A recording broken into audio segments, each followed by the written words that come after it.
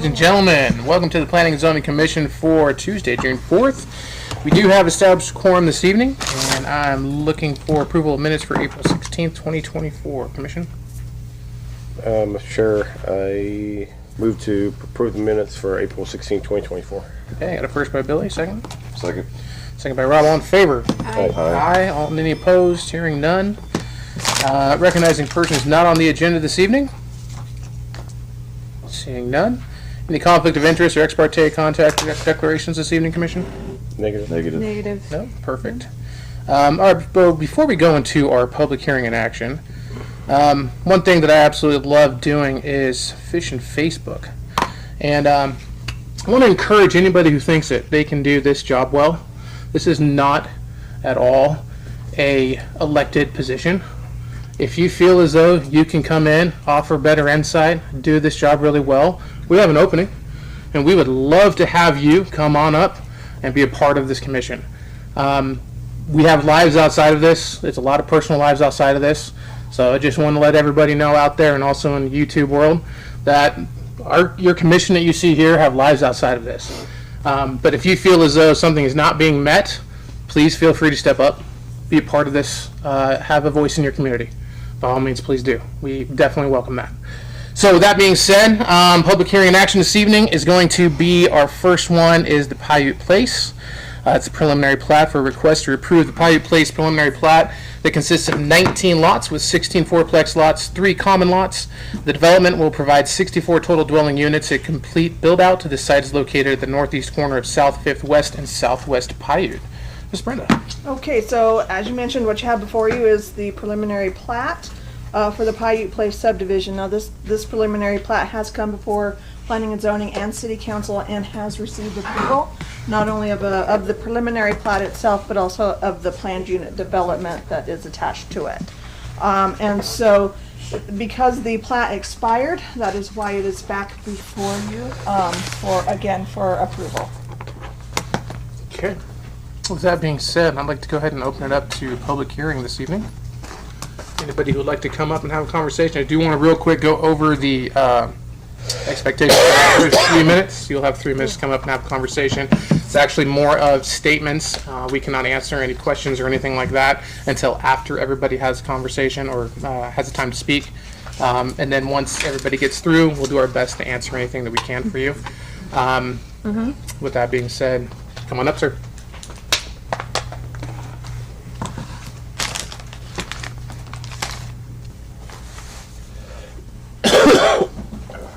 My name's Doug Robertson, Roberson.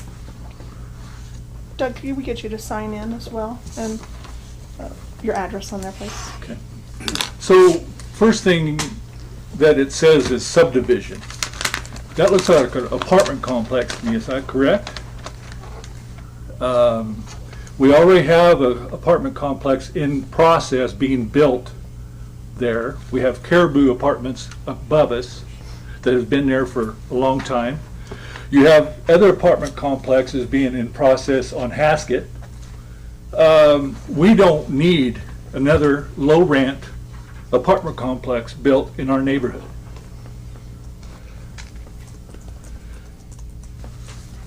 The pressure of the traffic that the city has created on 5th Street is overwhelming. All the building up there is all directed on 5th Street. Okay?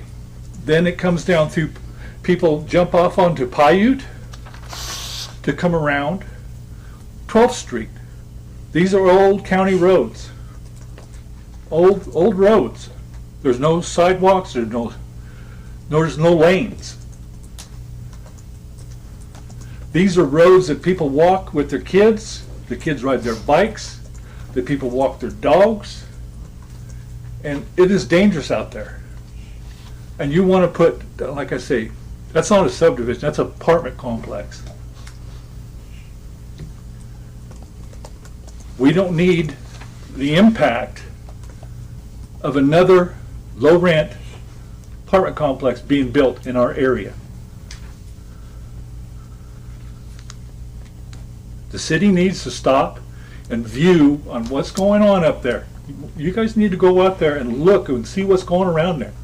On Paiute Street, the Gillespies built some apartments. In the back on the back of that property, what was the name?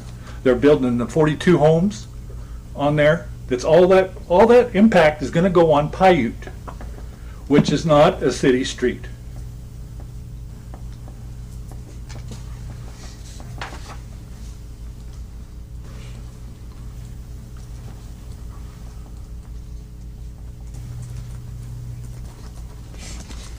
Thank you, Doug. Anything else? Nope. All right, sir. Anybody else care to come up and share? Yes, ma'am.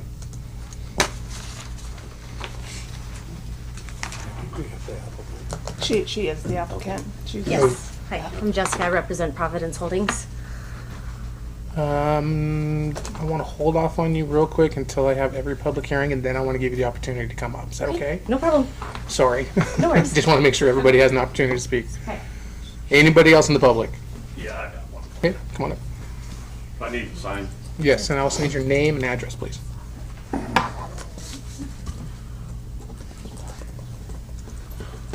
I don't know anything about this subdivision apartments. That's not what I came for. I came for the annexation.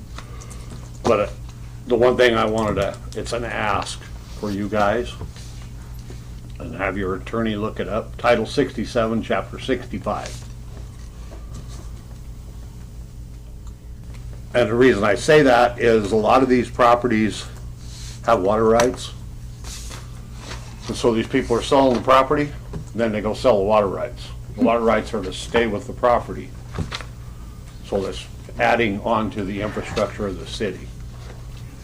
So, Can you say Title that's an ask. Can you say Title 67, say again, Title 67? That's Chapter Title six. 67, Chapter 65. Which is the local land use planning. Yeah. Okay, And perfect. can you state your name for the record, please? Just state your name for the record. Al Hofer. Thank you. I usually stay in my lane, but I couldn't resist on that one. Thanks, Al. Water's tough, Yeah. but that's what's going on. Agreed. All right, anybody else from the public? Yes, sir.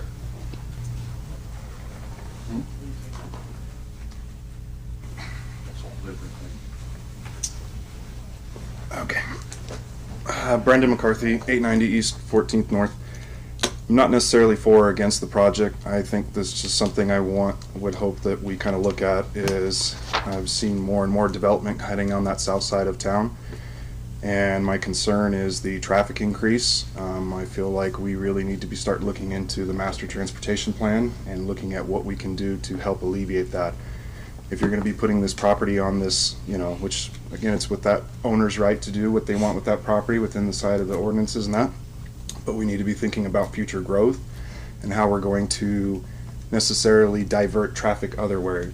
I think Smith Road is something that we should be really looking at to try to help alleviate that. I know there's been talks about doing a light at Haskett, but I think really you only have two access points that we're kind of focusing on when it comes to that. So I just wanted to bring that to the body of, something we should be looking at when we're talking about these future developments and growth. So thank you. Thank you, Brendan.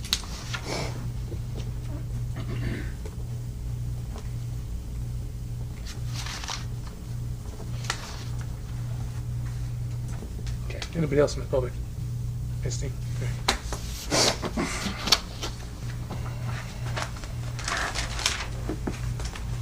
Misty Pierce, you all know who I am. I'll sign in. I agree with the first gentleman. The traffic increase and the density is going to cause some problems with those old roads.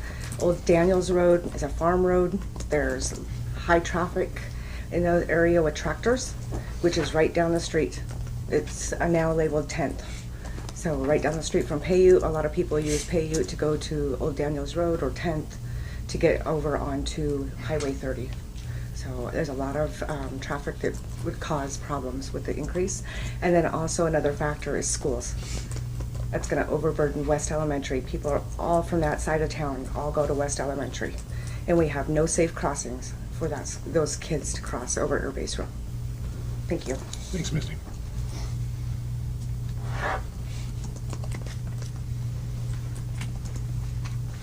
Anybody else in the public? Yes, sir. Come on up.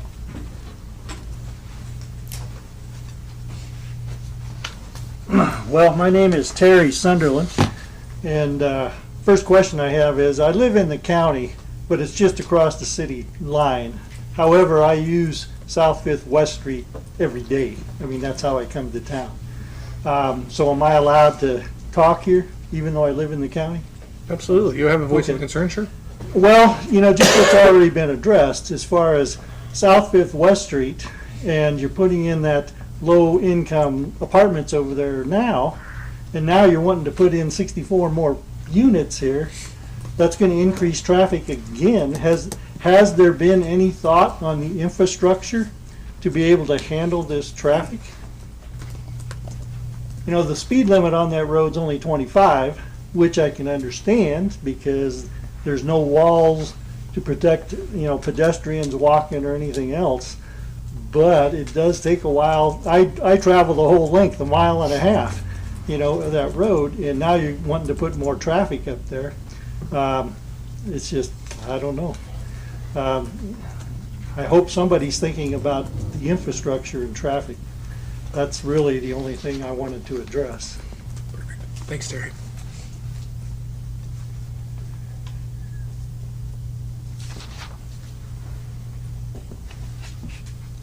Anybody else in the public? Okay, seeing none, I'll go ahead and close the public hearing, and I'd like to go ahead and bring up, if I didn't get your name, dear, I'm sorry. Jessica Tyser. Yeah, it's Tyser. Sorry, I'll be here just a minute. No problem. You guys want too much information? We'll find you later. Come on, Terry, it's We'll got find you later, Yeah, yeah. Oh, my birthday too, so you can send me a birthday present?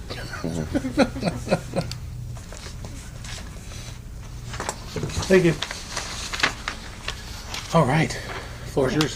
Thank you. To address the concerns here, it's not actually, I don't know if it's a specific terminology, but these are fourplexes, pinwheels that we are going to be bringing in, and so our focus is on the families and then the military that's transient here and they're out there for rent. Some of the research that I've done, I've seen that we will be putting in an easement and we'll be putting in a covered bus stop for the elementary school. And it's not a low rent complex. It's not an affordable housing project. Of course, we won't turn down, Section 8 or vouchers that come into it, but this is not like the LEAP apartments that are coming adjacent to our property. And so it'll meet within the guidelines that are right now market rate in Mountain Home. And, this was once approved. We haven't made any changes to anything. We just want to get this active again. Perfect. And like you've already mentioned, Brenda, this is just asking for permission to continue to go forward. I do have one question real quick. Was there a traffic study conducted for this one? I did not look at the original application with regards to a traffic study. Jessica, do you know if one was completed for the original? I don't believe there was one. I don't for think there was Paiute one. Place. I don't think that at the time staff determined that it was needed. I know we can double check that in our records. Okay. I know there's some development of putting an easement into it, so there's access right off the road, so it wouldn't stop traffic. It would be a turn-in into that complex.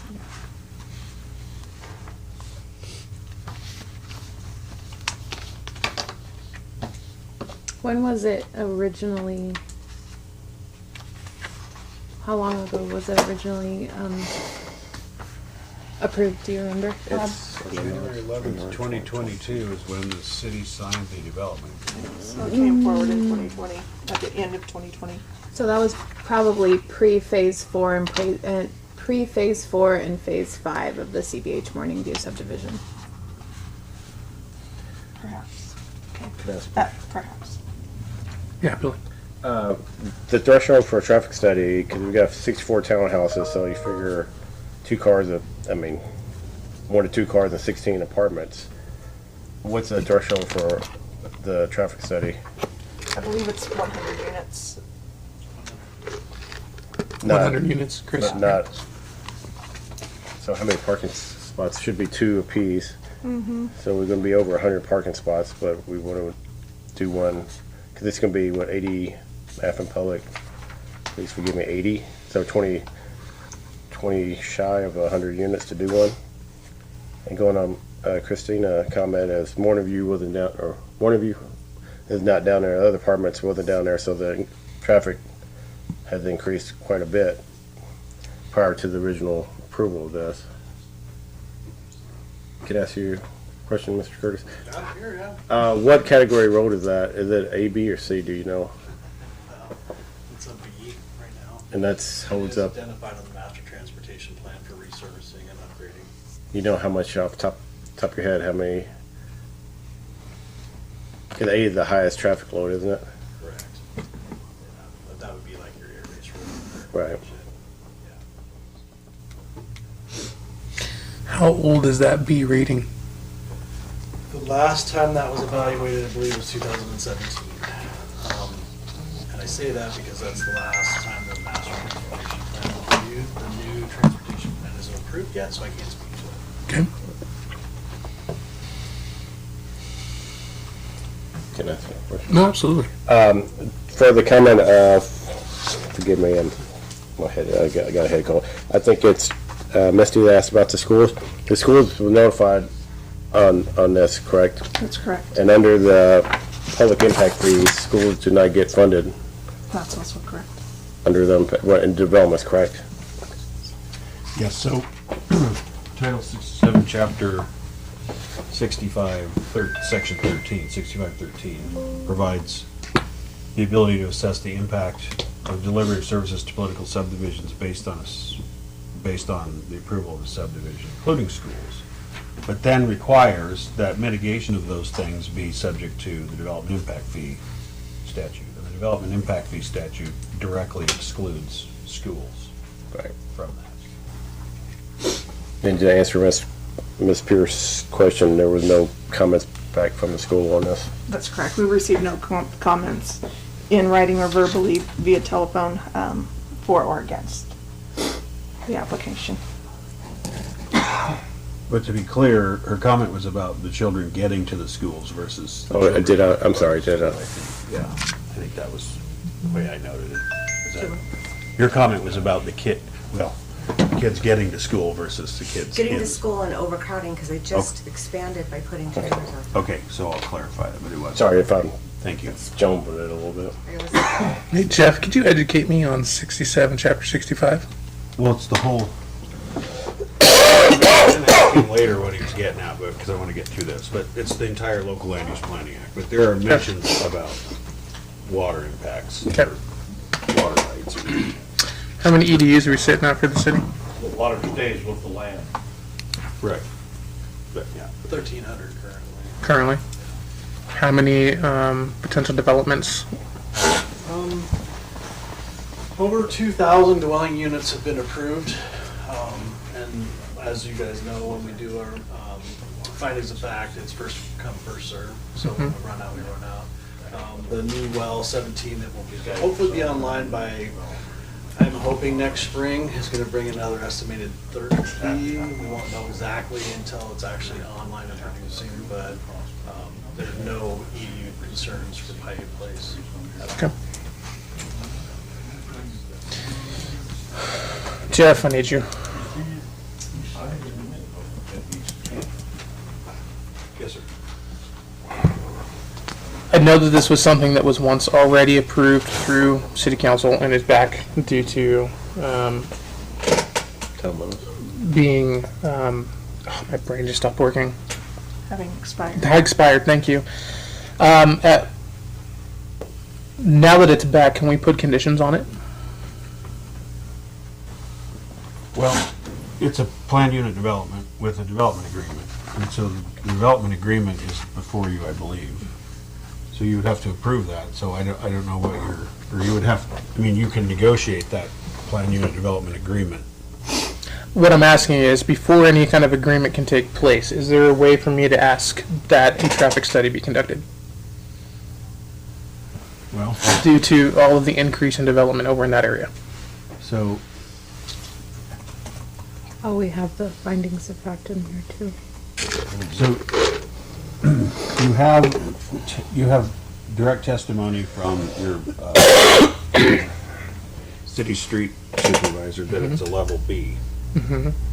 That was at 2017. Many development has gone in since then.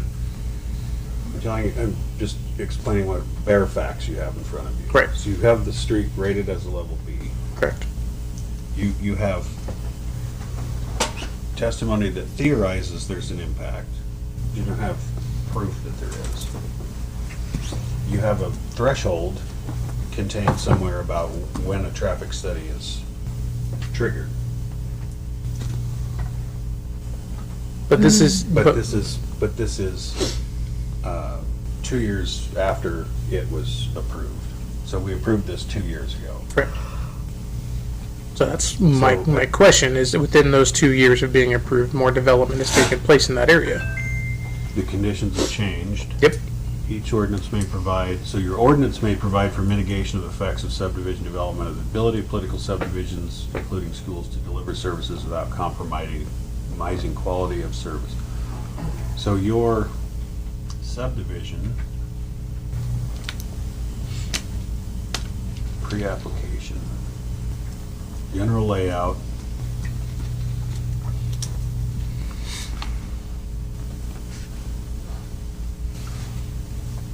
and you're not trying to do a preliminary and final at the same time, or are you? No. No. No, okay, so you're trying to do a preliminary.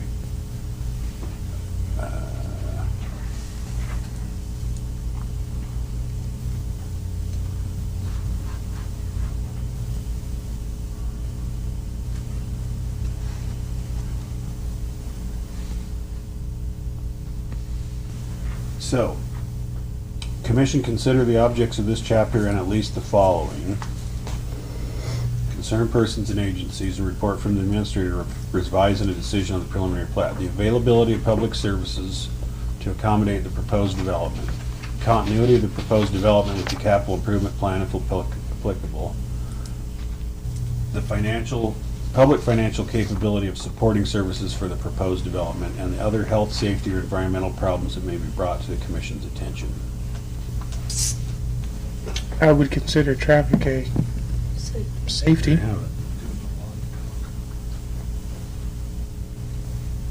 So what's your final word? So those are at least the following things you shall use to arrive at a decision on the preliminary plat.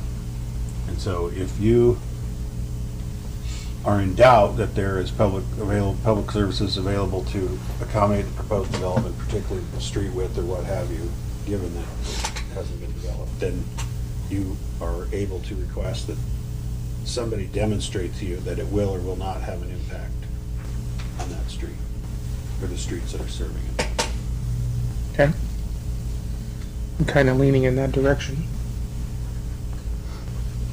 I mean, 2022, we didn't have, basically, Morning View was not where it's at right now. And there's been quite a few families that have gone in there. I know this because I live in Silverstone. And I've seen the traffic in the mornings, so. I don't know, I'm in agreement with you. Rob, do you have any thoughts? I agree with the traffic study requirement to determine whether or not there is an impact for that area, because the area is quite a bit longer than it used to be, right? And there's quite a few more people that traverse that road. And so, yeah, I think a traffic study before we go through and approve the preliminary plat would probably be the best bet. That way we give the city council the best information going forward. Okay. I would agree with you on that. That's your motion, or? Yeah, how do we make that motion? What he just said. Motion what I just said. What do you want to have? So yeah, we want to have a traffic study done to determine whether or not there's an impact of these 64 units going in what is currently already there. So will it impact traffic and safety? Okay. Motion.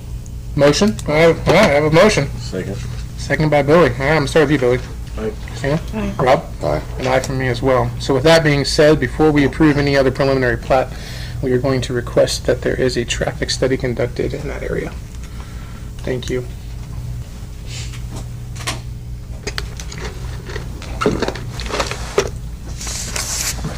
All right, ladies and gentlemen, down to our next item. We have an annex and zone of C4 off Hamilton Road. This is from the city of Mountain Home. We request annex and zone to C4 heavy commercial, 2 parcels of land consisting of 80 acres. The parcels of land are located on the north side of Hamilton Road, west of South 18th East Street, and east of Highway 51. This annexation will also include the entirety of Hamilton Road that fronts these parcels of land. Ms. Brenda. Okay, so as you said, we have an annex and zone. The properties are owned by the city. We have 2 40-acre parcels that we are looking to annex into the city along with the frontage of Hamilton Road there.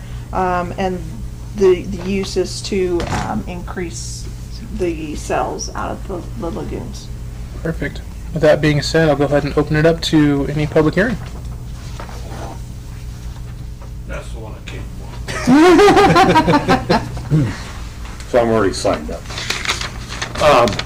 There was 3 things. Clarification, it's Sunrise, not Sunset Drive. Is that on the map?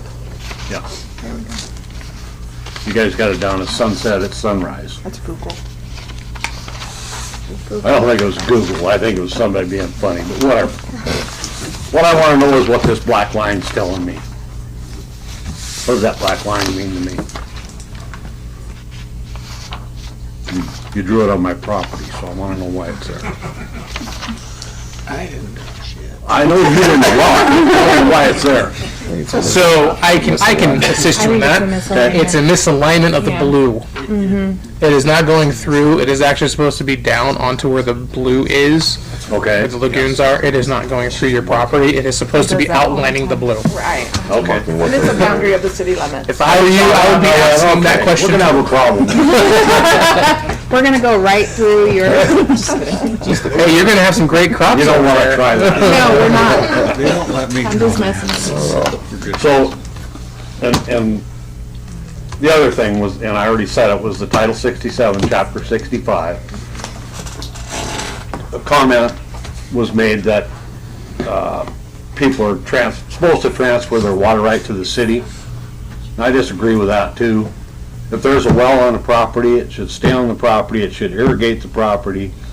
If they have water rights through the irrigation district, that's how you irrigate your lawns and stuff. And that's real easy for staff to figure out. Because I've seen it 100 times. And these guys turn around, they sell the water rights to somebody else and just making bank. So, anyway, you guys are doing a great job, thank you. Thanks, Al. Thank you. We'll work on the map, though. Right, we will. Next time I'll hand draw it. Anybody else? Okay. Yep. Yes, sir. Black line you have here. I know, I found what he means.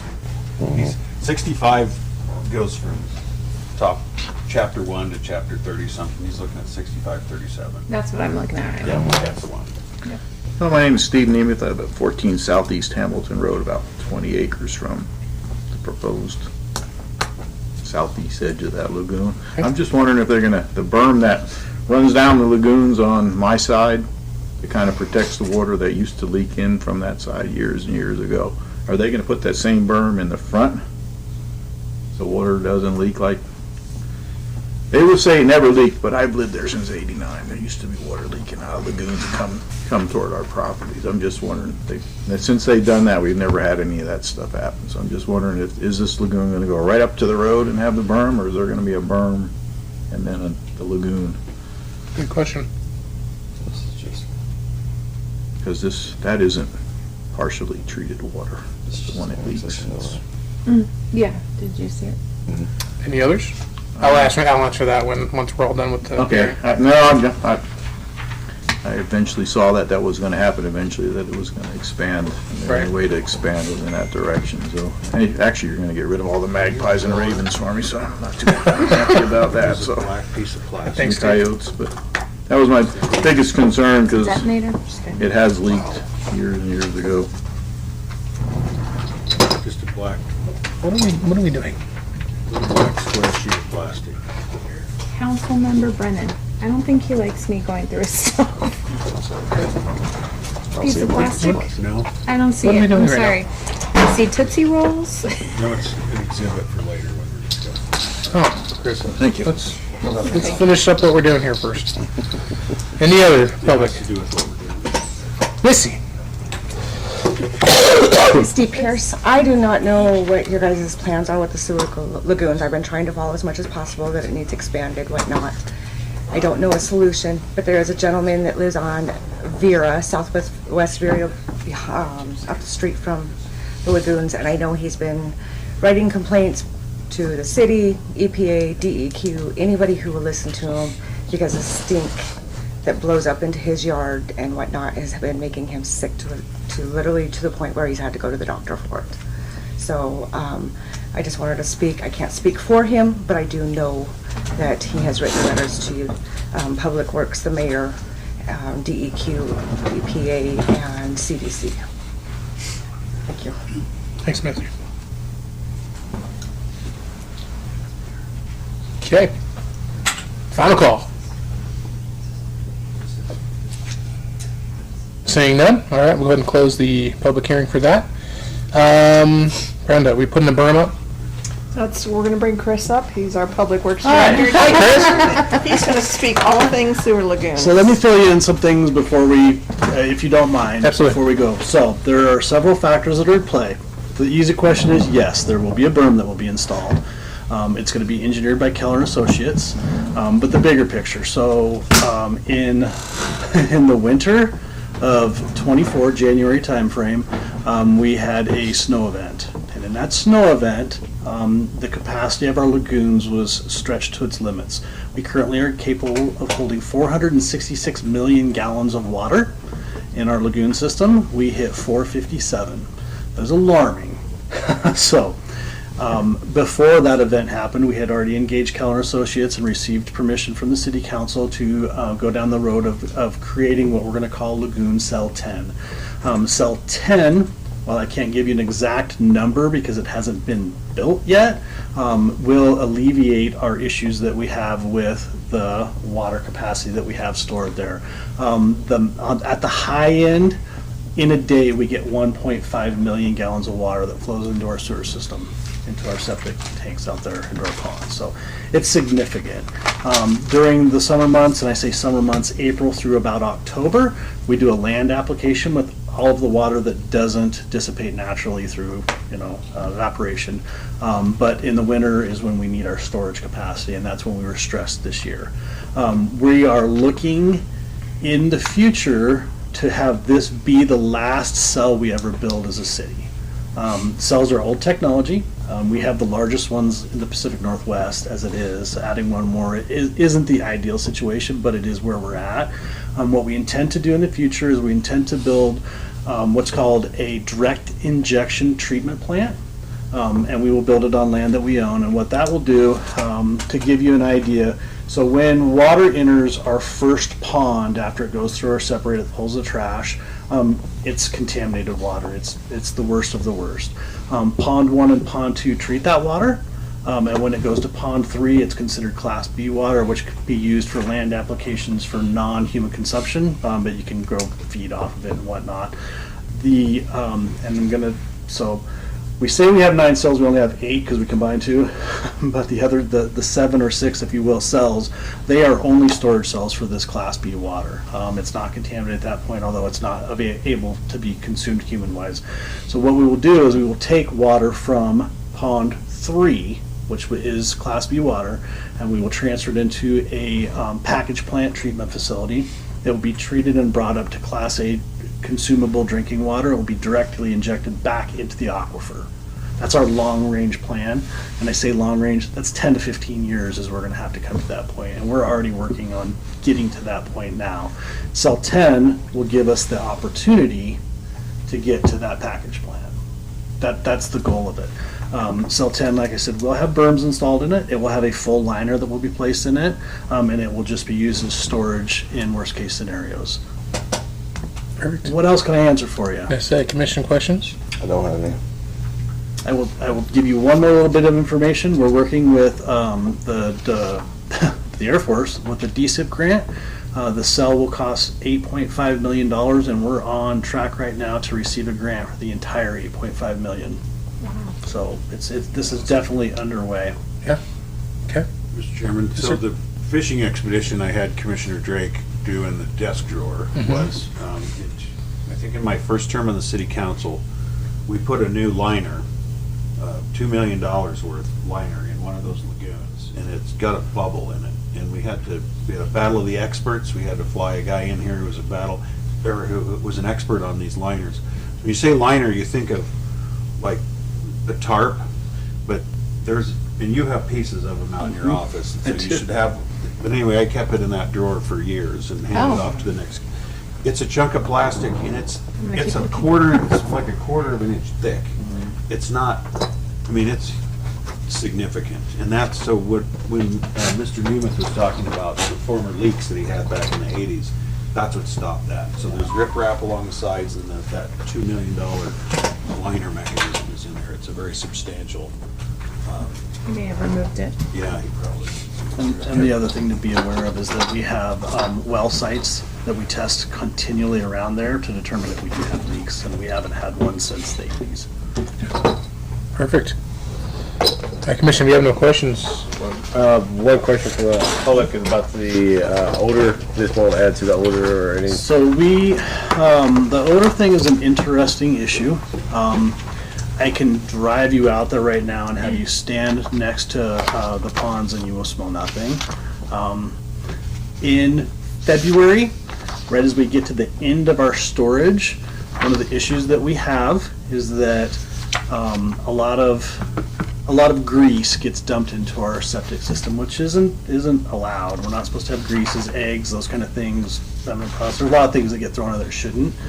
Through the winter, the grease builds up, and you do get a little bit of an odor off of the grease. Won't deny it, but we use a product that's a lot like the orange hand scrub that you use to wash your hands. We throw it on there, and about a week later, it dissipates.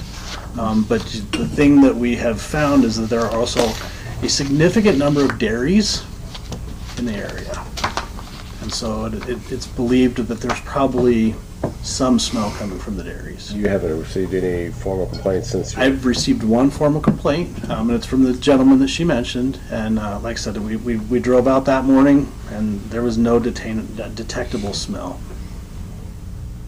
Not saying there wouldn't be, because like I said, grease is a problem out there, and we're actually in the process now of rewriting and giving some teeth to the ordinance that governs the way that our lagoons are treated. So, because we're aware of it. Thank you. All right, Commission. Entertain a motion.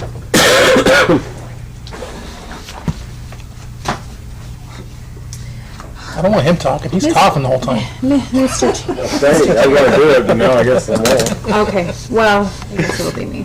Mr. Chairman, I'd like to make a motion to approve the annexation and zone to C for 2 parcels of land, approximately 80 acres located north side of Hamilton Road, west of South 18th Street, and east of Highway 51, PZ 24-17. Okay, first I have a second. Second. Second by Rob. Rob, we'll start with you.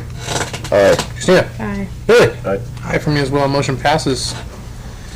Moving on down to the new business this evening, we have a preliminary plat extension for Blue Yonder subdivision. It's a request for a preliminary plat extension of the previously approved Blue Yonder subdivision. Ms. Brenda. Okay, I assume you have all read the memo. With regards to the Blue Yonder, it too has expired. Recently, we did approve the Fall Creek extension as well, and as mentioned in the memo, there was no previous notification system in place to reach out to the applicants to let them know that they were coming up upon expiration, and we hope staff has remedied that. However, with regards to this one, Blue Yonder, there is an email chain in where they were told, because they were continuing to move forward, There were development plans in place. They did not need, their plat would not expire. And so therefore they did not come forward, and that was, I think before the expiration, they had reached out, and were told that it would not expire as long as they were continuing on. So they wish to ask for an extension, of their preliminary plat, and I think that on this one, it takes them out to, June of, let me see here, where's my expiry? To November of 2024, if you approve the extension.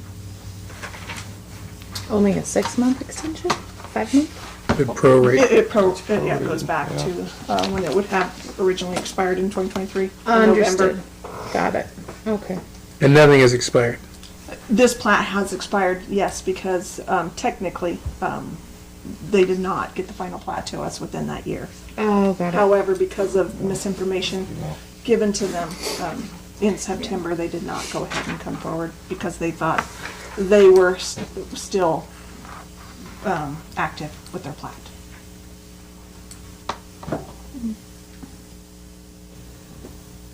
So tell me the difference between this one and Paiute.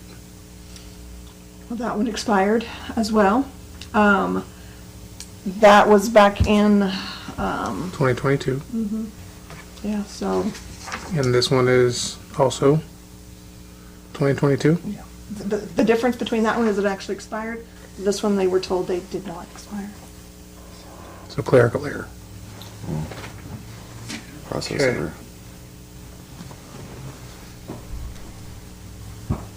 error. Blue Yonder is, excuse me, at final plat stages. They are ready to move forward to final plat as well.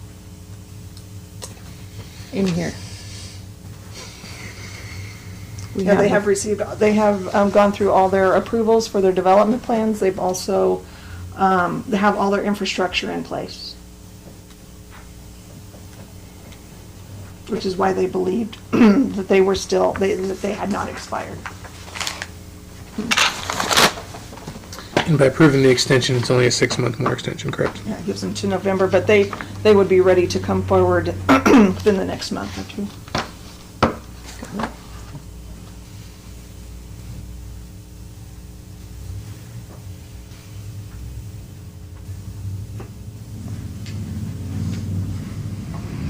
All right, Commission, any questions? No.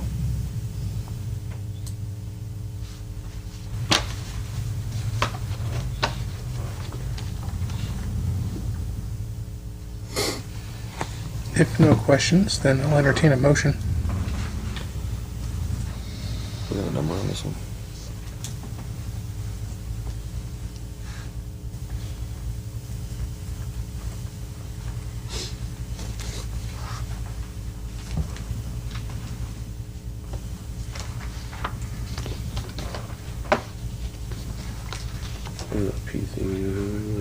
Oh, there it is. Okay. And so we're, just to clarify, we're not having public. No, this is old. Oh, it's old. This should be under new It's business. new business, New business. but there's no public But it's hearing not on a it. public hearing. Okay. All right. Mr. Chairman, move to approve, motion to approve preliminary plat extension request, PZ 2421 for the Blue Yonder subdivision. Okay, got a first by Rob, Second. second by Billy. Billy? Aye. Christina? Right. Rob? Aye. Aye for me as well. Again, that's only a 6-month extension, correct? It It's gives them to prorated. November. Okay. So it's final break ground, right? Is it? Yeah, they should be, Yeah, that works, right? they have all their final plats in already. They're just seeing how tonight shakes out. And the final plat doesn't need to come back to. That's correct. Okay. No. Because it's already up, it's already an approved use in that area. Okay, cool. Okay, Figured. next item, ladies and gentlemen, is preliminary plat extension for Eagles Nest subdivision. A request for preliminary plat extension of the previously approved Eagles Nest subdivision. Ms. Brenda? Exactly what you said. However, with this one, and we do have the applicant in the audience with us, if she'd like to come forward, with this one, they did submit before the expiration. However, it was not within the 30 days, but they lacked maybe a couple weeks of getting that request to us. So they did apply before the plat actually expired. Can you remind me where Eagles Nest is located? Eagle's Nest is located on Air Base Road. Oh, I remember this one. Okay, yes. The old, right there by the storage area. Mm-hmm. Yep. I remember this one. And this would grant them a year extension.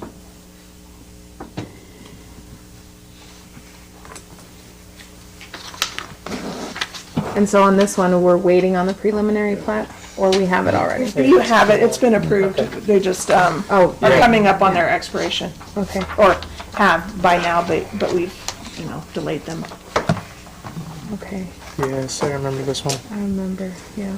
I've never heard of a pinwheel before. A pinwheel? Yeah, I've never. Due to its location, I don't see any issue or problem with this because it's right off of the main drag on the Air Base Road. And I know that through the conversations that we had, there was a lot of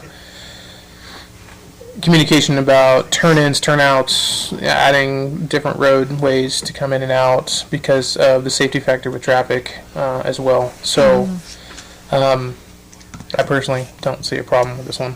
I remember this one was I remember exactly where it's at. This one was a lengthy conversation as well. Okay, well, Mr. Chair, I would like to make a motion to approve the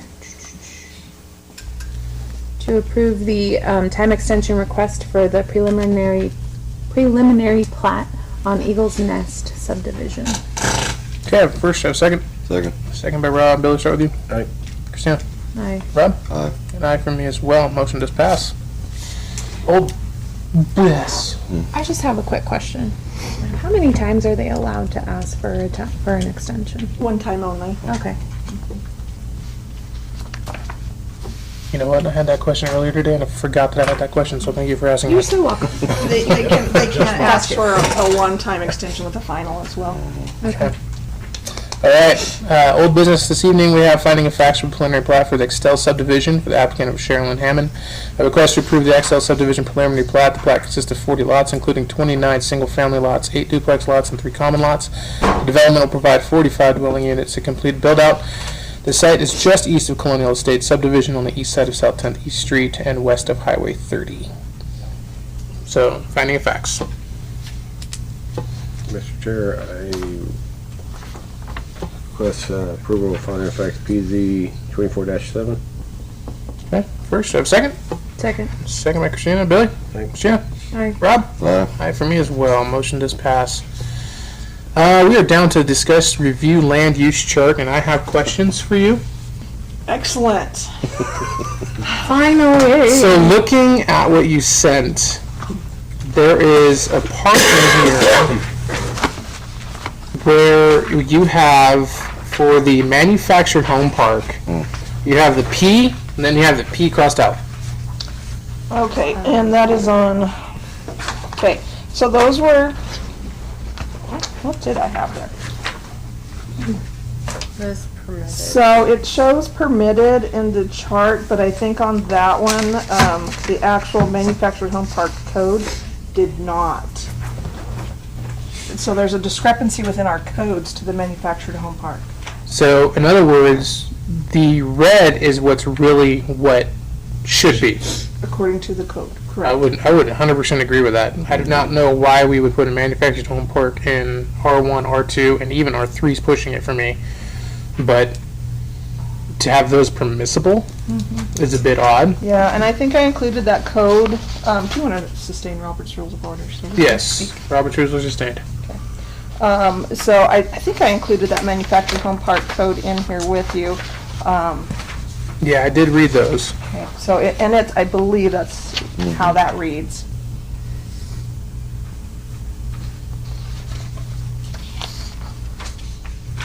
So it says for general provisions, chapter 15 of the manufactured home park sub-district zone, that the intent of the district is to provide for the development of mobile home parks for self-contained manufactured homes, and conditional use permit mobile home parks shall be permitted by conditional use permit in zone districts R4, C1, C3, and C4. Yeah, the expectations for like setbacks and stuff, I don't understand how that could possibly be an R1, R2, or R3 thing. unless these are pretty stinking big lots for a mobile home park.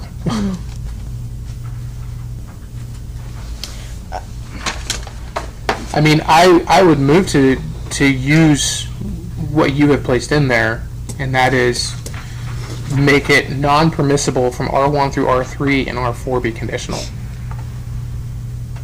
As it is written. As it is edited, yeah, absolutely. Because that makes sense. Now, since we're looking at this and in the C1 zone, that's, do you want that allowable in that zone? You'll also see that I've included for your zoning districts. So if you look at your zoning districts, that will clue you in on what allowed uses and the intent of those districts are. So, find your, I may not have, there we go. To meet the daily needs and services of residents. So in the, I should have numbered these pages, but it says the C1 zoning is a neighborhood commercial. The intent of the district is to permit the compatible coexistence of residential and small-scale convenience business uses which are intended to meet the daily needs and services of the residences. So, I mean, you can continue to allow that in the C1 if you'd like, but. Commissioner, what do you think? I agree with your assessment.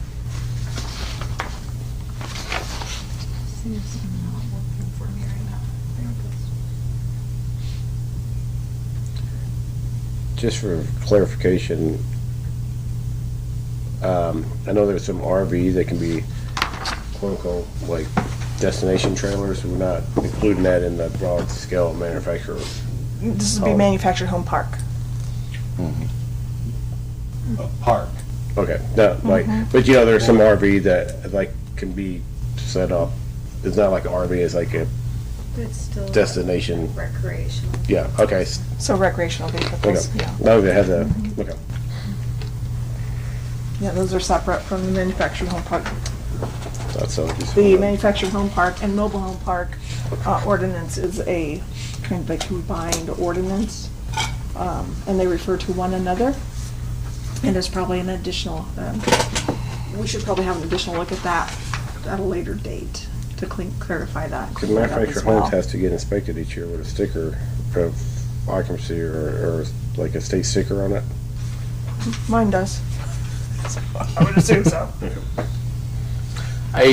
When I'm looking at the idea of having it in a C1, I have to go back to our comprehensive plan and determine, does that fit the surrounding areas? And putting it in the middle of a light commercial, I don't know.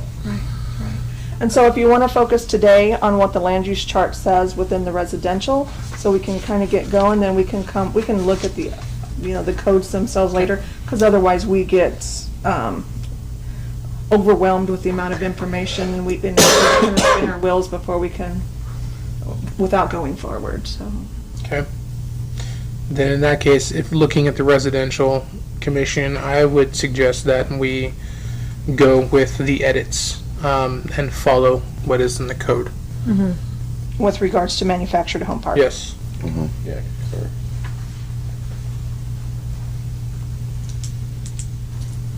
So leaving it permitted C4, I1, and I2. It would be conditional use permit in those zones. Oh, okay. In the R4, the C1, and the C3 zones. It would also be conditional use? Yes, in those zones. Let me just verify with our ordinance there.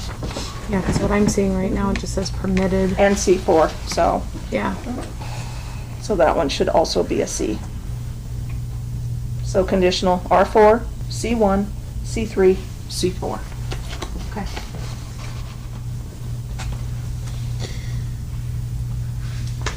Looking at the notes from last meeting, you all had a discussion about PUDs. Yeah, let's expand on that a little bit, because I know what we had talked about was, I think, and I'm going to be just as blunt as possible here, I think a planned unit development can be a beneficial thing to the city, given the components that it has. It has different uses. We have single family, we have the potential to have commercial and retail and all sorts of things. It could have the potential to have an HOA and a governing board that basically oversees making sure that people are taking care of their lawns and taking care of their properties and all that stuff. I think the PUD product is a good product. However, there's an asterisk. I believe that as far as maybe, and I don't want to point the finger, but as far as holding developers accountable for them actually doing something for the city has been lacking. And maybe, and I don't, again, I'm not pointing fingers, I'm not saying it hasn't been done, I'm just saying, how could we do more? How could we hold these developers accountable, or be able to basically negotiate with the developers in regards to PUD, where you're going to bring this PUD product, which is great, you're going to make money and all this stuff, but like, how does that benefit the city as a whole and not just the subdivision? Whether that be parks or different amenities and stuff that they're bringing, improvements to what's already there, kind of like what is happening with Silverstone and the other public pool over there. But anyways, so just I think that's my take on the PUD. I don't think it's a bad product. I just think we need to be better about asking the developer to make improvements or to add to the PUD for the benefit of the community. I agree with that. I think PUDs were pushed for quite some time. And again, I don't want to point fingers either. But previous administration and within our area kind of like made it something we really wanted to have. And I don't know if a PUD necessarily is a good fit in all areas. And I think that's important that we should look at. Yeah.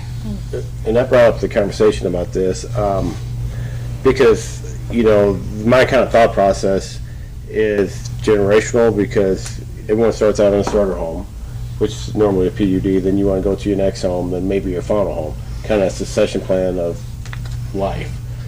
And if you look at Mount Home right now, we're becoming a monolithic PUD. That's all we're building. Mm-hmm. Like you said, there's benefits and cons to everything. But if 10 years when we're not here, the greater picture is all we have is subdivisions that look, this door's on the left, this door's on the right, this door's on the left. And my question was, I don't want to say moratorium, but do we need to be, like you said, maybe it was pushed too hard, and is it homogeneous with the neighborhood? Because if you look at the one down off Union, they were scaled back 75 homes because of that. And again, there's good and bad. I'm not saying that. I mean, when I started out in life, we got a starter home and we moved to the next home and so forth. My thing is, we want to draw people in, and this is just me speaking solely as individual and a citizen, where, you think about your transition life, you get your first home, then eventually you have your baby and all that, then you want to get the next bigger home. There's nothing else built with that product. Unless someone moves out, and based on the economy and no one's selling their homes, and if there are, they're going to be priced out. So we need kind of a mixture. Just like mobile home parks and PUDs, we have different, and apartments, we have different mixture for different residents, but all we're doing is approving PUDs as a standard action where the next level up for people to move into if they want a bigger home, bigger lot. Right. And that was kind of my concern. And granted, to be full-blown, kind of transparent, I'm doing my PhD, and my thesis or dissertation is on the gentrification effects of Mount Home, and I've been doing a lot of research on this. And you look at different cities in the United States, that's what happens to them. They just become big monolithic subdivisions. And right now, we have a voice to say, okay, it's a good PUD, but in 10 years, do we want the city to look like this? And that's where the comp plan and all that come to. I'm not saying I'm guessing, I'm not saying I'm for it, I'm just saying let's just look at it more judiciously and make sure it meets everything around it. I think you guys made a good point on last meeting to have a conversation about small town feel. Mountain Home should still be a small town feel. We're not Boise, we're not Meridian, we're not Caldwell, and we don't want to be. But yet, when we keep pushing the PUD, I feel as though that's what we start to turn into. Well, I really feel like we just need to have a more, we need to have a variety. We need to have a variety of housing product. Obviously, we're getting the affordable housing and everything, which is great. But I know that I've spoken with colleagues, and I'm going to echo what Billy was just saying, is that, yeah, we lack that next level home. Like, I'm not saying we need a bunch of land and need to build all these like ginormous luxury homes or anything, but if we're lacking, we're definitely lacking on the affordable side, and like the two extremes are kind of what are lacking, if that makes any sense. You have, Bel Air subdivision, which is a great subdivision. It's nice and big, nice big houses, it's the finishes and everything very nice, older, established. But we don't really have anything else like that in all of Mountain Home unless you go outside the city limits. So, And to piggyback on your point, if they don't find it here, they're gonna move somewhere else. yeah, And that's that's gonna be true. detrimental to the city in the long term. And again, I'm just thinking my own transition, me and my family, we went from a smaller house, because we couldn't afford anything, honestly, and we went to a bigger house, and once I retired, I went to basically our final house. And if we don't have that transition, we would have moved out, to be blunt. I mean, we probably would move to a different city, because, you get to a point in life, like my 23-year-old son, he's not going to be able to afford what we can afford, because he's at that stage of life. But eventually, you want to move out, and like Christina said, there's nothing out there. So I don't know how we can solve that, but unless it's more of a comprehensive plan of what the city wants, and maybe I'm speaking out of turn with that, because we need to maybe, like we talked about, maybe do a survey of what they really want or what they don't want. Again, just looking at different options, that's all. Jeff?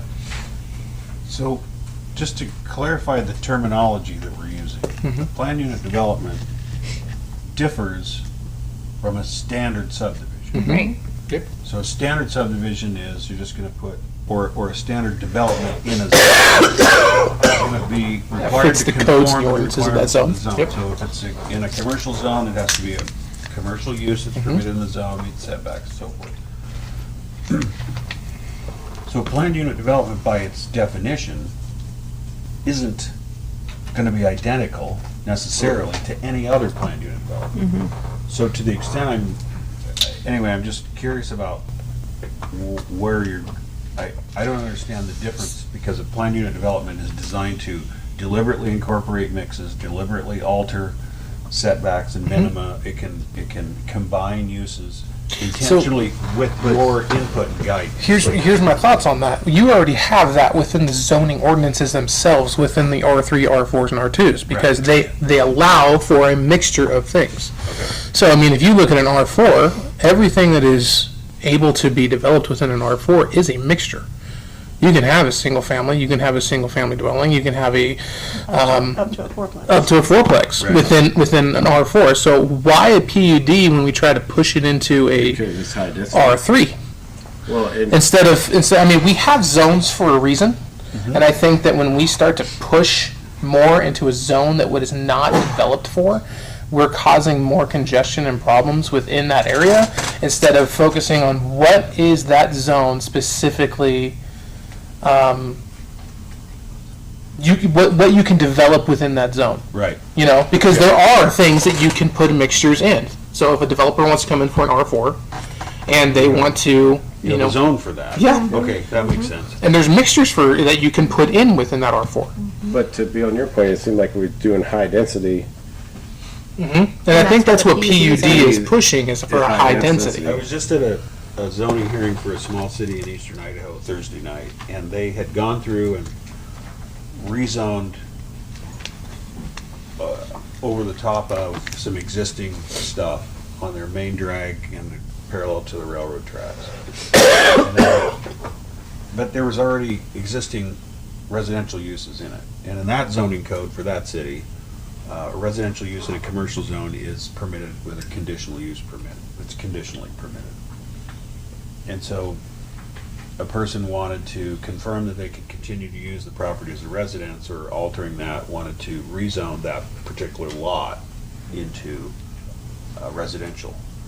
But what that commission ended up doing was rethinking that blanket rezone of that corridor and that section of homes that's kind of a T part. They said, let's, instead of just rezoning that one, let's look at rezoning all 10 of those for 9 or 10 or whatever many lots, because to conform to the uses to which they were put at the, today.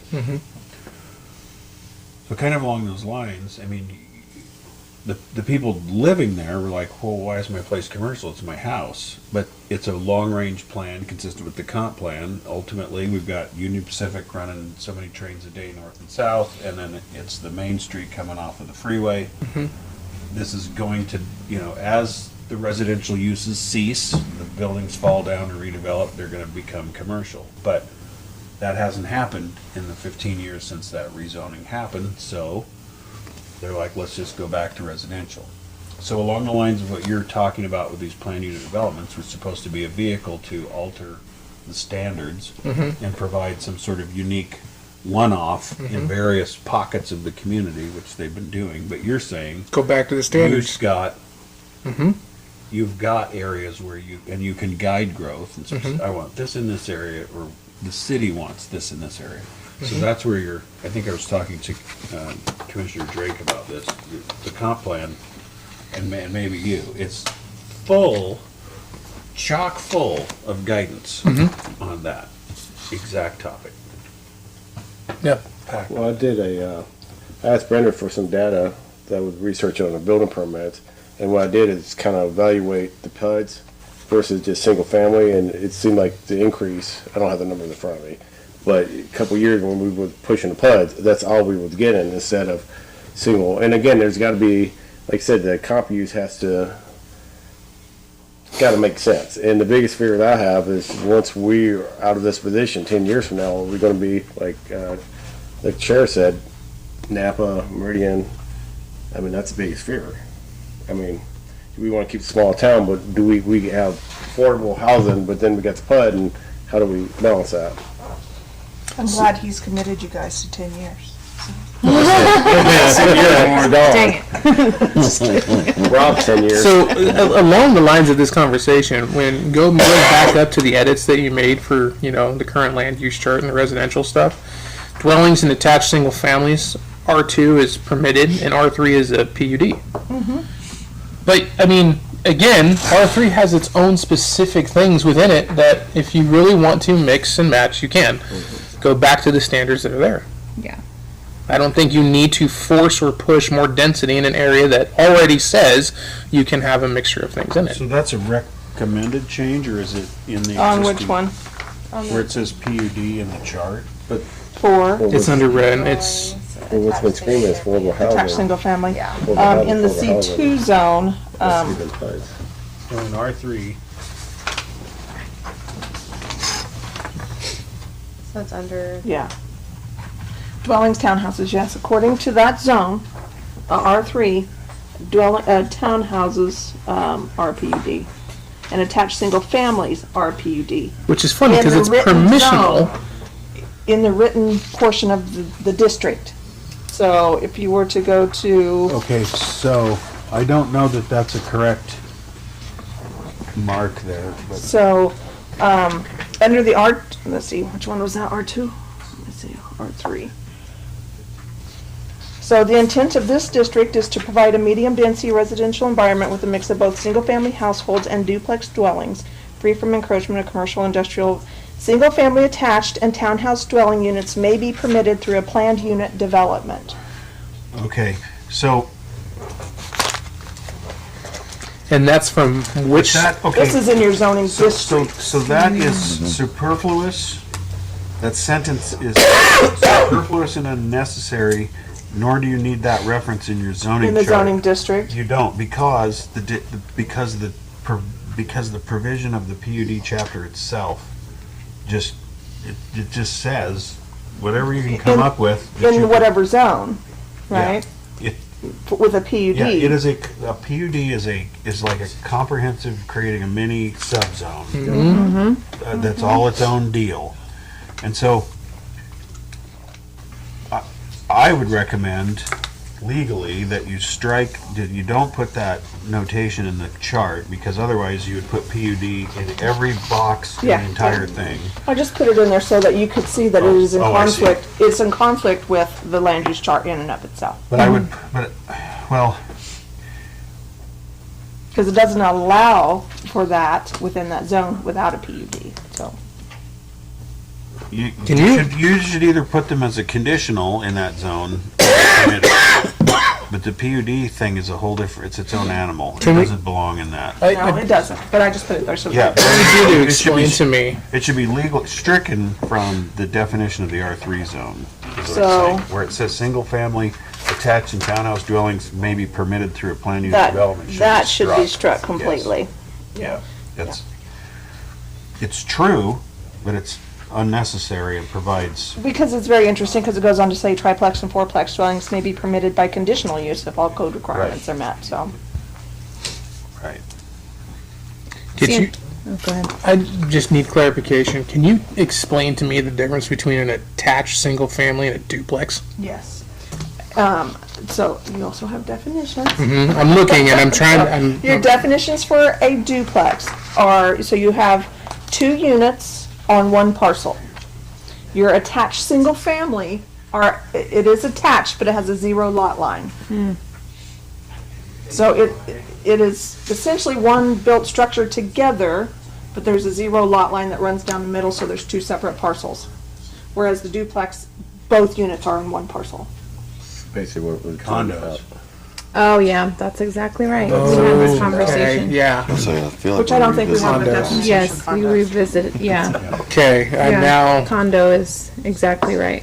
so can we just, Which make- we can we call just call attached it, single can we family. call it a condo, please? Because it's really confusing when it comes to your definitions between a duplex and a single family Well, then attached. you got We townhomes. do have one for No, condos. townhomes are, Still they're zero. attached, but there's 3. Townhomes are, they're. 'cause Not always. It says right in here, 3 or more. It says here. Okay. So that's where we're, Attached by common wall. so we're Because there's- splitting it by 1 unit? Is So, well, one's a we're- townhome, whereas the other Technically, you're one's splitting it by a lot line. Well, no, I get that. Yeah. It's just, we're splitting, And they're not Pairs, located right. over one yeah, another. If you, right. if you have redundant or superfluous definitions, Mhm. strike them. That's where I'm getting at, is that we have attached single families. Or there's a dictionary definition for it that works, then strike it, because you only need a legal definition if you're using it in a specific sense for this code. that You need it there. Right, So- so if we wanted to put in our planned unit development agreements, what is the allowed use? Well, it's a townhome, but somebody's definition of a townhome is different than what we have. Is it truly still a townhome according to our definitions? I would go back and then start saying more of a single attached as a condominium. If you want to build condominiums, I know what you're talking about. If you want to build a single town attached or single family attached, my brain automatically goes to a duplex.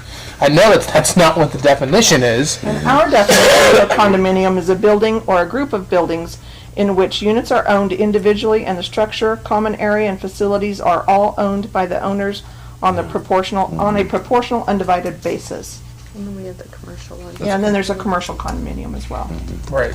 But we don't, You're talking timeshare. we don't have it in our chart. I don't think, no. But see, we don't have land, we don't have condominiums listed anywhere in the land use chart itself. See, and, okay, now again, if we're gonna look at a single attached family home as permissible in R2, and then is off on R3, I would say that it should be permissible in R3 and R4, but conditional in R2. There you go. For attached single family? Mhm. So you would like to see it conditional in an R3? Is that what you just said? Permitted. Permitted in R3 and R4 based on the density of what comes in with the single attached family home. Okay. Single family attached, I can't see that. Condominium, but conditioned in R2. Okay, so conditional use permit, you would like to see conditional, attached single families in an R2 as a conditional use permit, in an R3 permitted, and an R4 permitted, and then, of course, the LOR. Well, I assume the LOR. Yeah. And if you want to even get into the commercial condominiums, I mean, those would be permitted within the commercial zonings, but Okay, so Wait. So right now with attached single These crossed families. over to commit No, condominium. no, don't worry. Okay. Just focus on residential. We'll Alright. talk Yeah. about commercial later. Yeah, yeah, that's why I say it gets confusing when you Wait a minute. start weaving all the parts together. Right. So I'm a little confused, just because there are properties over off of Tyndall that are townhouses. They are defined as townhomes. We sell them as townhomes. Defined by realty standards or by city code standards? Well, and that's, yeah, I mean, because they, like the definition says right here, Correct. they share one wall with their neighbor, but they own the lot that they are enclosed in. And they That's own all of underneath it. that, yes. And then that is the same way with the person on the left-hand side of it as well. So those are not townhomes. No, those would be duplexes if there's only two. But you can't purchase both of them at the same time. That would be single family attached. Duplexes is owned on one single lot. So then do we, Well, those are condominiums. no, they're not.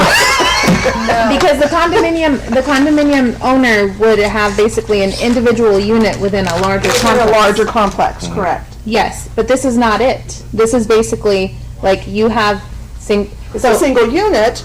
so single family attached or townhome, because a single family attached is only two, right? That's what I'm hearing you say. That's So let's go correct. back to the first, So then- whatever word so you then said. townhome is language.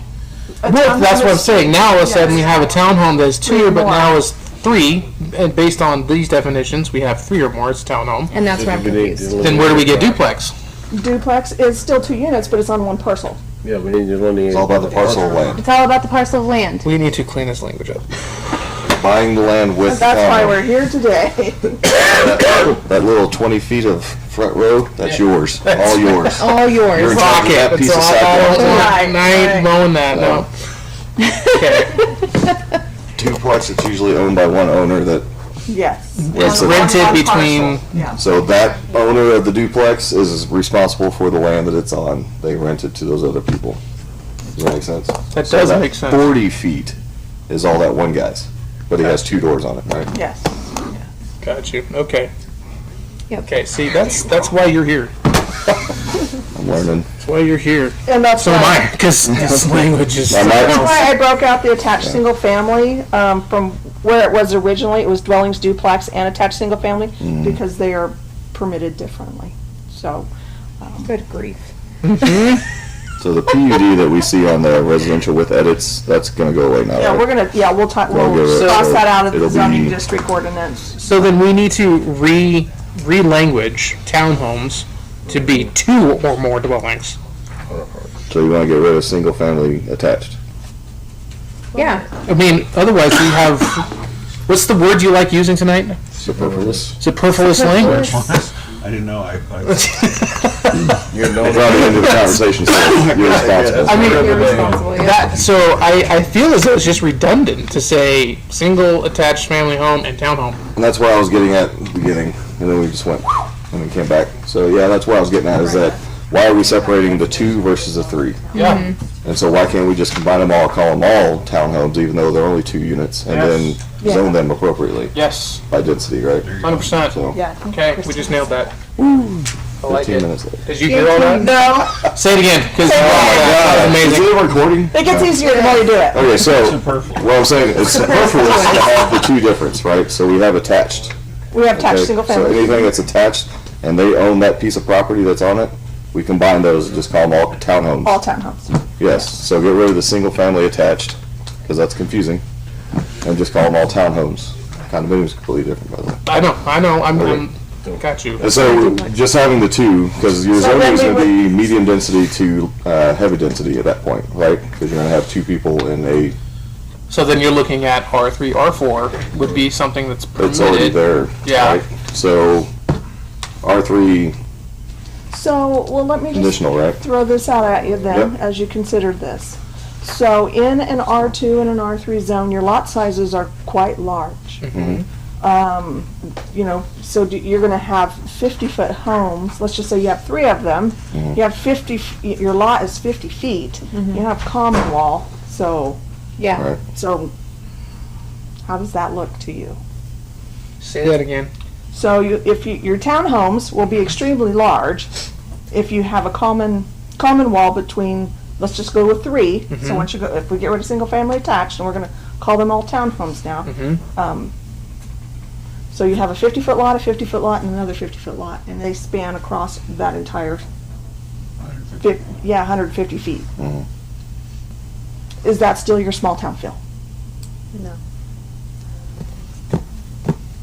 In your R3 and R4 zones though? So you have zoning. Yeah, because you have larger lots. Yeah, you can, yeah. Because those are the medium density, high density areas. And so as long as we have zoned the town properly, that is the growth that we want in those areas, It's a right? conundrum. Yeah, so growth, yes. Well, they're still single family. Right. You Because can they're do one either. unit on one parcel. It's still But they're, commercial on one but they're end. high density, single family. So, Fun. Yeah. So you can, so you can still have a small town feel with some dense areas scattered around. I mean, I don't know, it's kind of I'm reluctant to use such a fancy word. yeah, because, Oh my gosh. You just put big pine trees like around it so you can't see it, right? Yeah. So, So, So conditional use permit then in R3 and R4, is that the solution?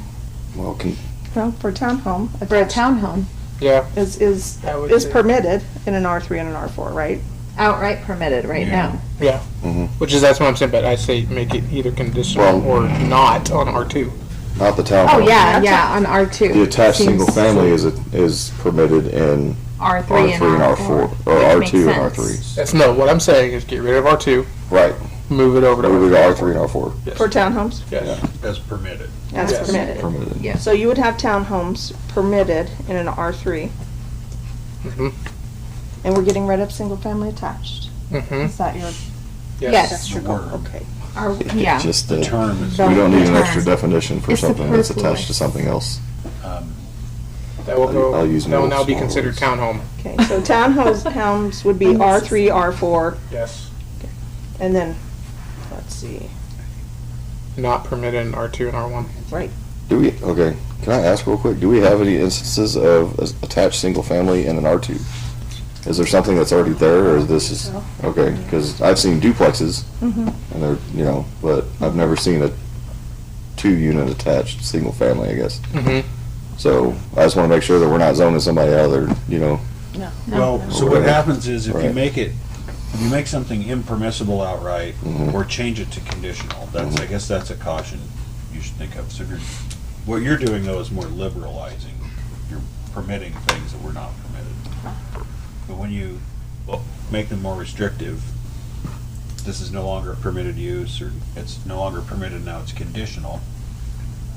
You create, if that, along the lines of your question, you create a non-conforming use. And it could jeopardize somebody later on. When they're trying to if they're- sell. Well, selling it is okay, because you can get a still- certificate that says, as long as it's continuously occupied and conforms to the date of the change, you're fine. But if it burns down where you expand it, rebuild it. expanding it is, or it ceases that use for a certain period of time, it goes away, so. But you haven't done that here that I can see, so. Yeah, because I agree. I don't think I've seen anything in R2. That is Yeah. like that. Yeah. I haven't been here long. as you. Now there's condos over by the golf course. So, but those are in fact condos. Yeah.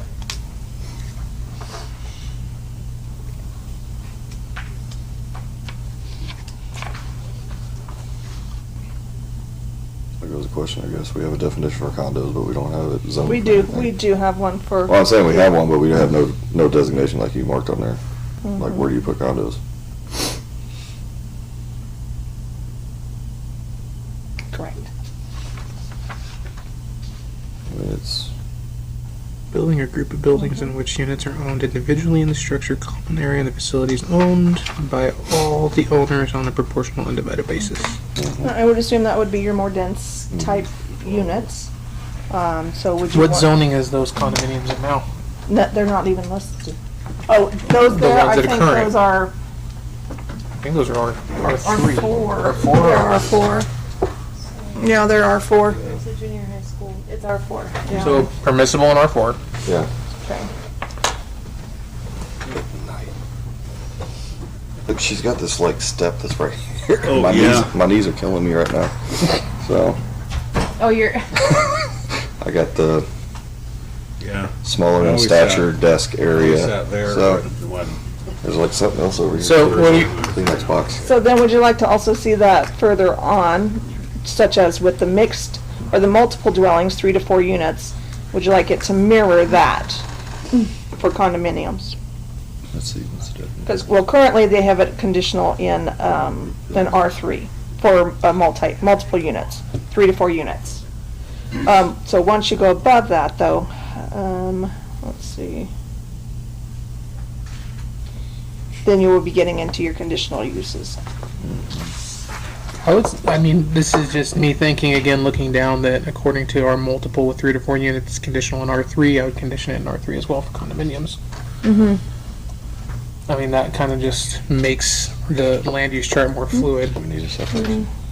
So, but that's just for 3 to 4 units. Once you go above that, because I don't know So a lot about condominiums, does condominiums, that fit but I in there? assume there's way more units Yeah, than it 3 to 4 would. units. You know what I mean? Yeah, multiple with So 3 we to 4 already have a units. dwellings. Where we at? 4 units. So I don't. Again, I go back to why are we splitting it into a condominium versus a dwelling of 3 to 4 units? Right. It would probably be more accurate with multiple more than 4 units. Right. Yeah. So then, which, in That that, be then considered an apartment? yeah, we don't allow for apartments. I don't think that's in our, Mm-mm. it says C dwellings, and so Yeah. then we break it all down that way.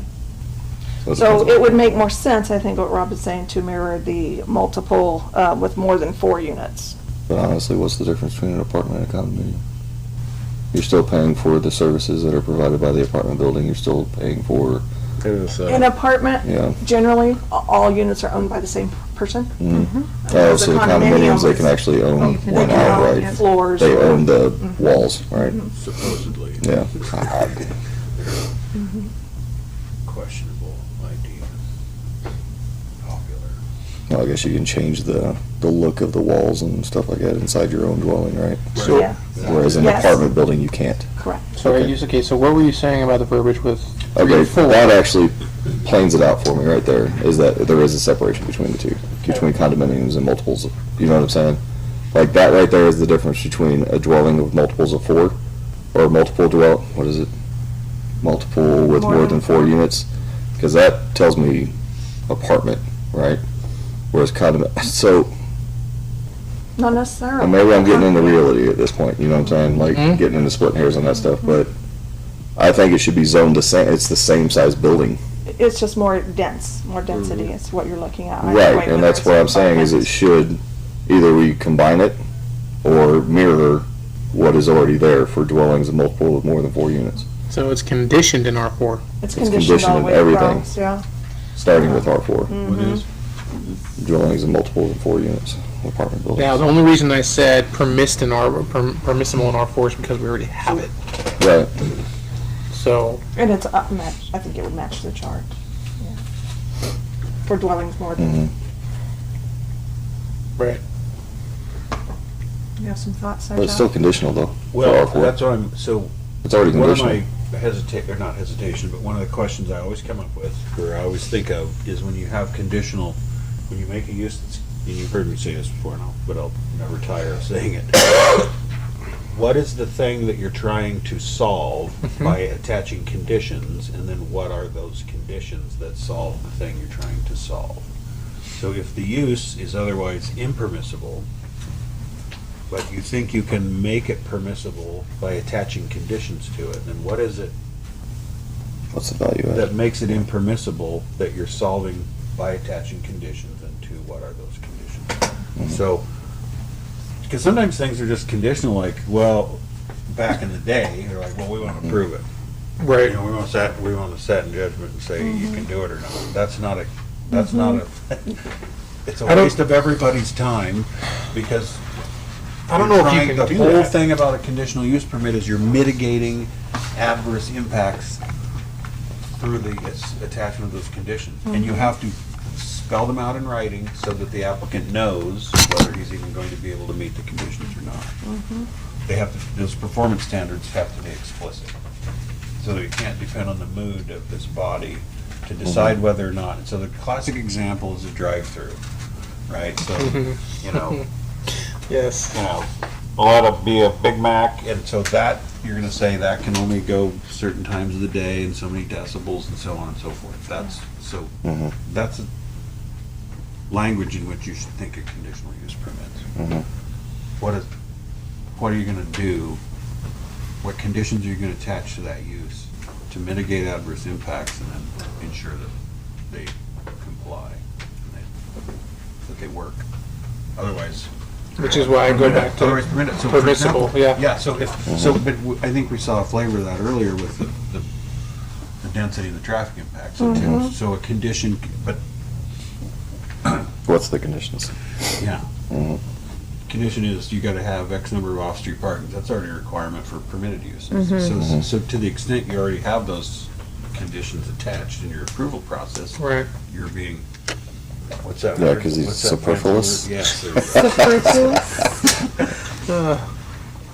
So yeah, I do agree, is that in each zone, you have what's required for those zones, right, and the limits of those zones. And so conditional use, I don't know what conditions I would put on an R4 area, because that's already pretty well spelled out what's permissible and what's not.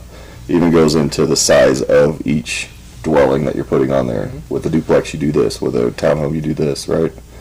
And so, based off that argument, and I hate to be the swishy-swashy guy or whatever, it makes sense. Like, why put conditional on it when it's already there? So, So permitted in R4. yeah. So So then that's- let's go then look at the multiple with more than 4 units, and it's conditional in R4. It's Why is conditional it? all the way across. Why is it conditional in R4? So what conditions were put on it? Because this body didn't create that. So what were the conditions that were put on it? If I look at code, I don't see any conditions tied to that. Which one was it? R4. Well, R4, but what use? Multiple with more than 4 Multiple more than units. 4 Get units. that, what's the footnote stand for? The little 4 there, Oh, there we go. it's actually written in R4. subsequent. Requires a condition. So then you look at performance standards. I don't have the code, I need to download the code. With 4 units. Yeah, and I'll bet you dollars to Yeah. donuts or something that The they subscript is that more than 4 units. aren't any. Alright, this thing stays on that side of the desk. So that's the condition they put on it. Anything more, Is consistency throughout the whole, wherever an R4 is. Then an R3 would have that consistency instead of using the word.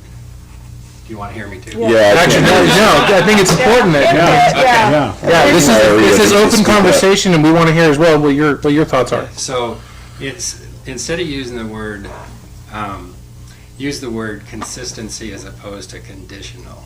So like in an R4, have it be, in an R4, regardless of where it is in the city, the conditions are X, Y, Z. Without, wavering who and can do what in it. And then make each zone, like R3, R2s, conditional for that kind of property. So then you have a consistent look throughout the whole city. Which I think is what, Jeff, you were saying, right, with the conditions. What do those conditions look like?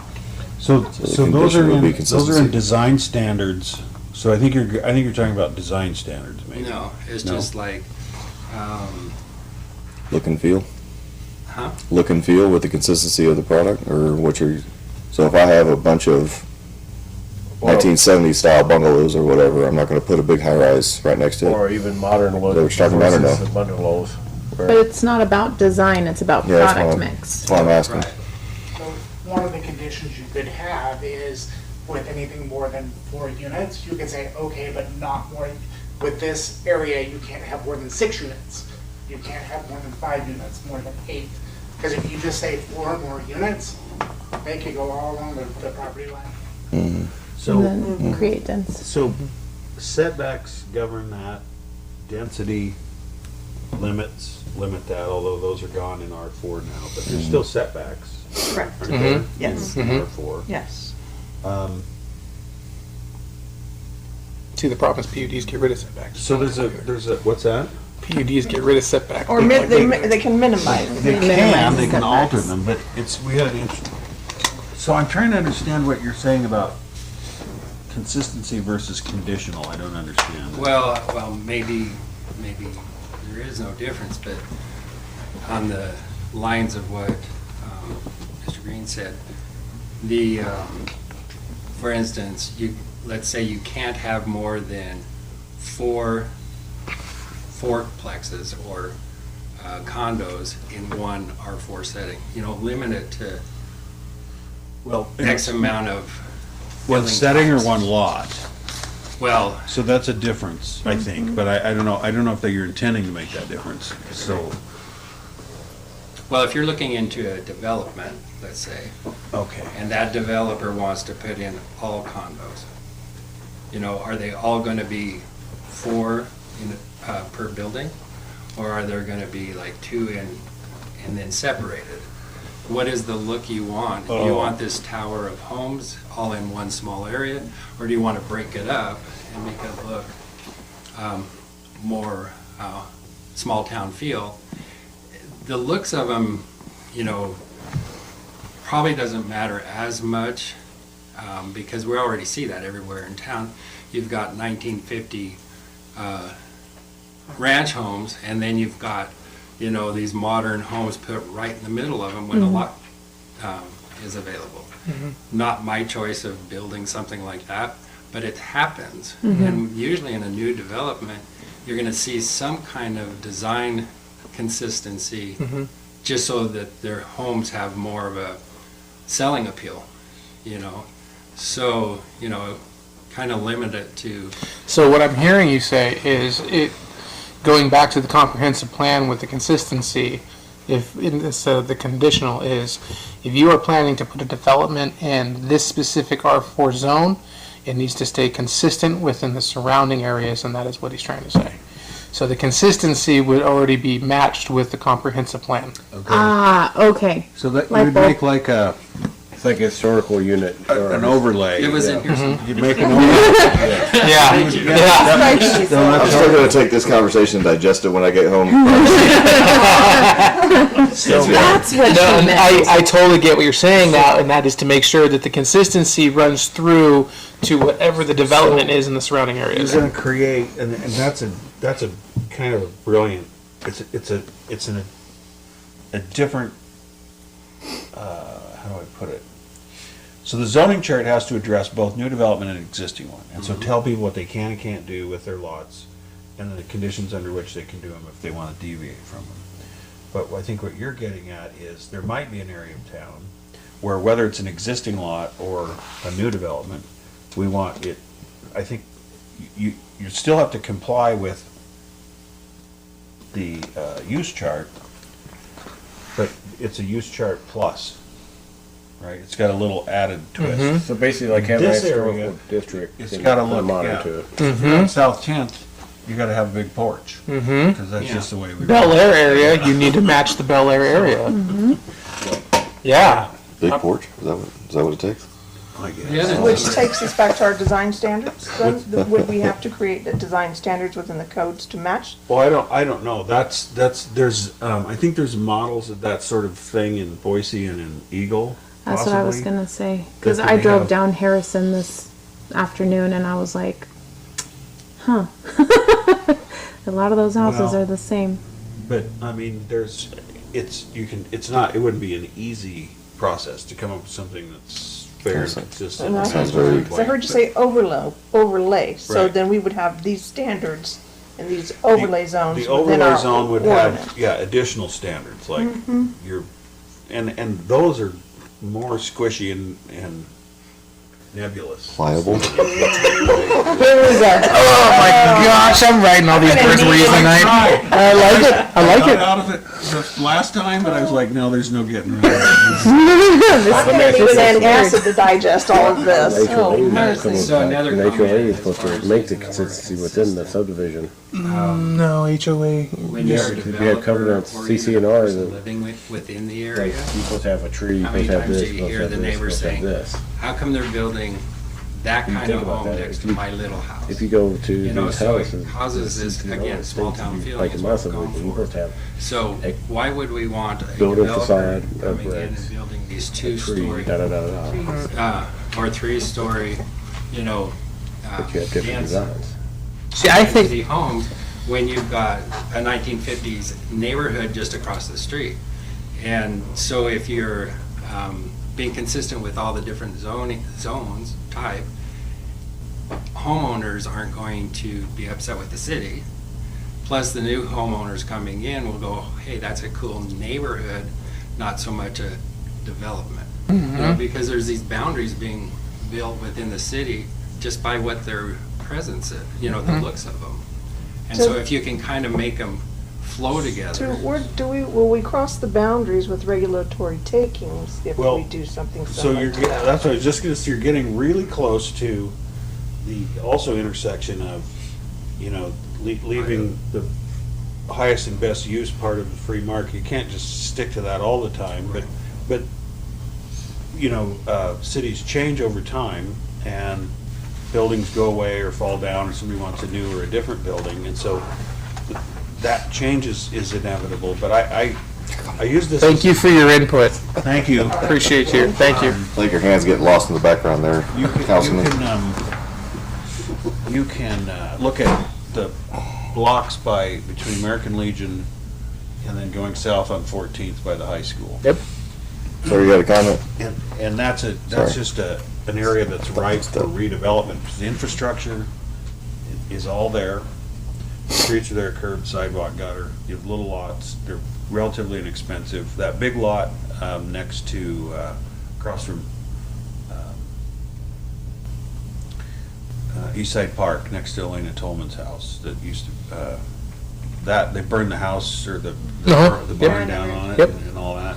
I mean, there's a perfect one. And in fact, getting to your point of the big house, Alan Roberts built the house that Elena's in now, and that Yep. was way outsized everything around it. Yep.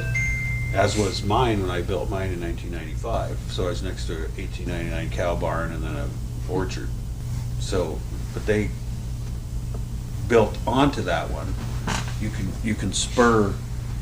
I don't know. That's more of a planning thing, and this is a planning and zoning commission, of course. But if you put too many restrictions on, you get close to regulatory taking. It's the end to which you're told we need to pursue this via the comp plan. The comp plan's not an ordinance, but it's a guide, and that's where, to his point, to the It goes extent back there's to- language reflective of that in the comp plan, you can start to manipulate and create and sculpt an ordinance that would create an overlay that's sensitive to highest and best use, and full economic development of the parcel, but consistent with, again, making something that's pleasing to the neighbors and the occupants. So I'm How curious. does CCNRs though go in effect? Because if you build a subdivision, you have CCNRs, condition covenants and regulations that it's supposed to have X amount of trees, X amount of facade, brick, or whatever. So that's a consistency within the development of, they mandate that each house has to have this kind of aesthetics. Well, that's But then, what a developer chooses to do to create a set of CCNRs on their property is that's Their project, yeah. I mean, it's got to coexist and be compatible with the city code, so they can't permit that which we prohibit. We can prohibit that which they permit. So what are the chances of putting this into a language that we could then relook at next meeting? Very slim. Okay. I like that answer. Yeah, that is going to take some time. Okay. And that's an answer some questions for me on that. But yeah. Are you talking about the entire conversation or just what Jeff is just referring to? Just what Jeff is referring to, because he said taking the comprehensive plan and putting an overlay, and he started using verbiage. Nebulous. So, so and like maybe putting that into some kind of verbiage that we can then come back to and kind of I guess talk about it you again. could. I don't think it's necessarily needing a legal outlook versus what you're trying to get at. So, you know, you might look at model language from other jurisdictions, and then and then what your comp plan is asking. Okay. I don't know, I can drum something up, but it certainly won't be by the next meeting. You got all that free time. I do have a lot more free time. I'm not able to cash in on it just yet. I have a ton more. Oh, and we're gonna utilize that to our benefit. All right, Commission, we are sitting at 7:15. I don't want to keep everybody here late tonight. Great conversation on all this. Is there anything else that Well, I do want is to point out outstanding? that you'll see that the handicap residences were struck out, which we decided that. Also, there was I think it's group Yes. group homes, no more than 8. They are permitted by the state. So. I need to get with you, or I'll just mention to the commission, I have a concern about those 3 things that use the word group. Is there 3 or 2? I can't, and I want to put my glasses on. Group home, group care, and group.